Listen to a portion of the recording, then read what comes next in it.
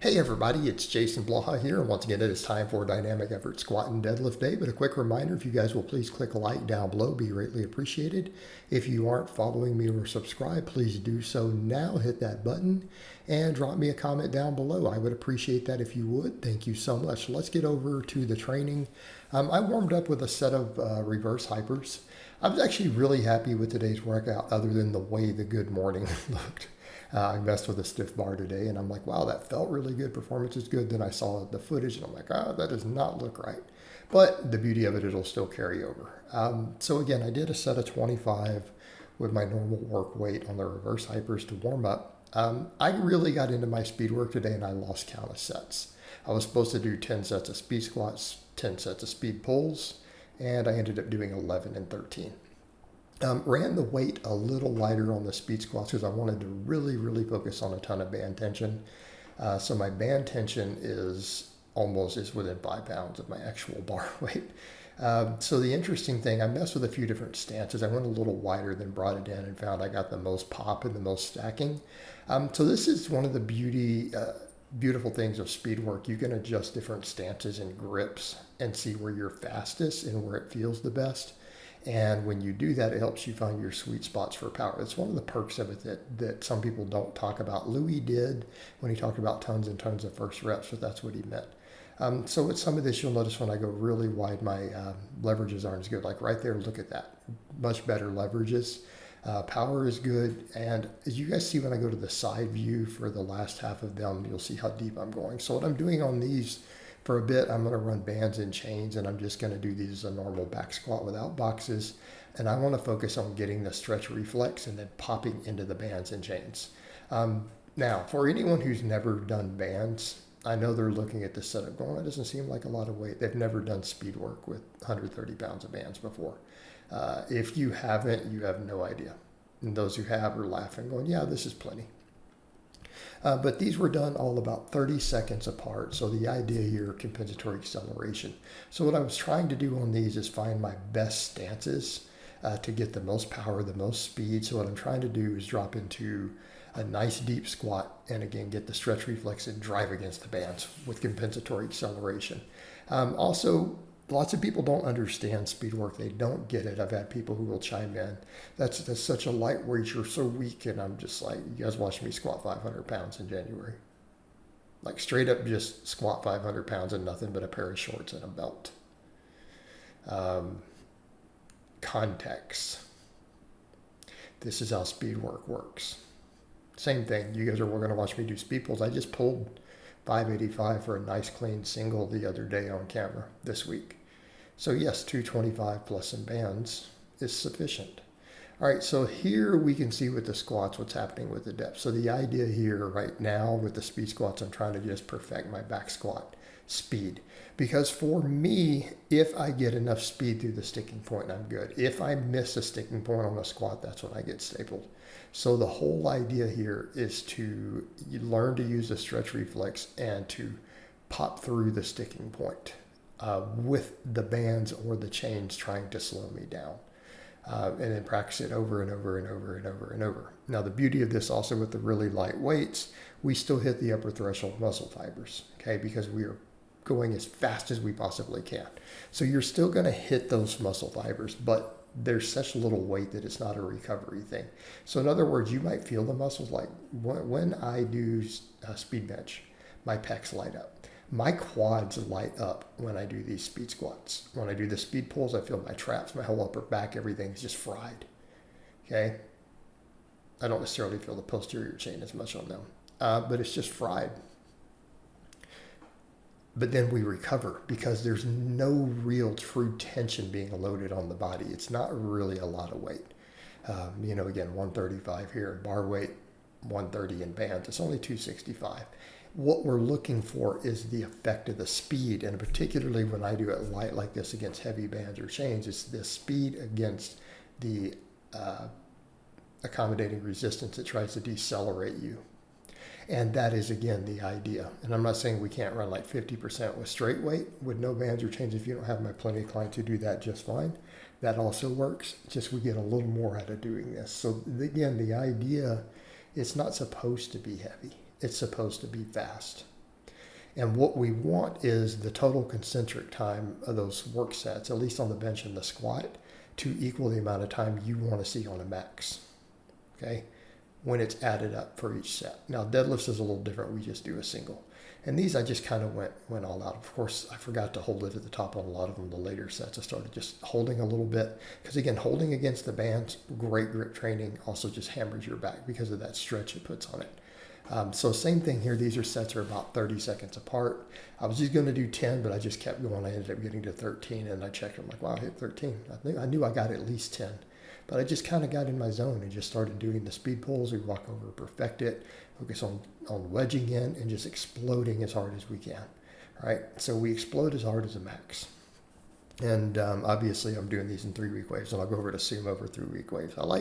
I do like to use the chains a lot of times for the sumo though, if I'm gonna do chains. But I may not. It's just a pain in the butt to mess with chains on the deadlifts, just because they pile up on the floor near your feet where you're trying to grip, all sorts of stuff.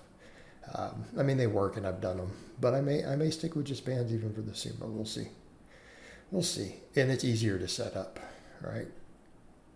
I don't mind so much on the squat and the bench on the setup time, because I have little hooks and hangers and everything. It makes it pretty quick for the chains. But with the bar on the ground, we can't really run the same setup. So because if I tried to, the plates get in the way, the plates get dropped on the bands. It's just a big old mess. And again, anyone who's messed with them, they know exactly what I'm talking about. So in theory, you could if you ran them all the way out on the ends. But then we get all sorts of catawampus, don't we? And it's also, then we're messing with it against a whippy bar. Those are weird whip when you're in chains all the way out on the end of a deadlift bar. And I'm not trying to get that. But it is doable. It's doable. So again, for these, ended up doing 13 of the singles. They all felt good, felt powerful, felt a lot of my upper back and everything on that. You always do that with bands. Everyone who pulls against heavy bands later is like, oh my God, I was not expecting the grip or the back. Because it tries to rip it out of your hands. When the bands catch up and repop on you, like when you reach that deceleration curve, those bands try to jerk you down, right? The second you stop or slow down. So it's a unique feeling. All right, the good mornings here. Sorry guys, this is 315. It looked really good, but I've realized if I want to use the straight bar, here's what I have to do different. I got to get an even better low bar position. This was low bar, but not low enough. And I got to take it out super wide. Otherwise, I'm just not going to reach the same depths. See what I mean? And it's because of the balance, because I'm trying to keep that bar from rolling up. Trying to keep it from rolling up the back, up the neck. And with the other bars, that doesn't happen, right? So does that make sense, guys? So if you're wondering why I'm not getting quite as deep of a torso angle, it's because you're trying to push the hips back. And it's still good. This is still a power good morning. And it got a good training response. Like, yeah, I felt it. Like, it felt really intense, right? So I know I'll get a good training response. And if you think about what you want, look at a squat. So this type of power good morning is still going to carry over to your squat lockout, because it's going to give you the power to follow through if the bar tries to pitch you forward, right? So that's the idea. It lets you grind through it. But ideally, you guys already know I'd like to have that torso forward a little more. But when people say, can't you just lean forward with it? No, not with that weight, because this is way more than my body weight. Right, it's my full body weight plus another plate and a little bit of change on each side, because I'm at 220 and that's 315. But the training effect, it felt good. I'm surprised I got to the 12 reps. Started doing it. I'm like, okay, let's see how many reps we can get. And I just did one work set. And I'm like, I just wanted to get one really good morning in. I mean, I ramped it up. I did 225 and stuff first. I just didn't get it on camera. But like I said, it didn't look as pretty as I might like ideally. It wasn't perfect. But it will carry over. That's the beauty of good mornings. People will argue about different ways to do them. I'm like, they all carry over. All right? They all carry over. Belt squats. So then I finished up with 3 sets of belt squats. Done with reverse hyper. So here's the thing. I stepped that weight up now that I'm getting deeper and focusing on that depth. And what was interesting, I haven't looked at the depth in the footage yet, actually. I need to watch it. But I got 10, and the first set always hurts like hell in my quads. My knees and my quads always hurt the first set of belt squats. Then it just goes away. And then I feel like I'm stronger on the subsequent sets sometimes. So last time when I went up to that weight, I got like 10, 11. because I've been working on getting much deeper with a lighter weight and was getting really high reps. So then added that next plate. I got 10, 12, and then I squeezed out 15 on the last set. So again, build the quads, build the quads, build the quads. Also keeping in mind my total volumes are lower, so I'm noticing everything's going up. Quite frankly, I'm just going to be honest, I've been overtraining in general, particularly stuff like my arms. So I think now that I'm eating lots of salt, I'm hitting the electrolytes really hard, I'm carbed up, and surprisingly I've only put on like 1 pound from doing all of it. I know I look boofier, but I haven't gained weight. That's been the interesting thing. Performance is doing better. So now that I'm scaling back volume, I'm a little more focused, still doing training 6 days a week. But I feel like now I'm not overtraining. So I'm seeing the last few sessions, now that we've scaled it back, we're seeing numbers going up on all this supplemental stuff.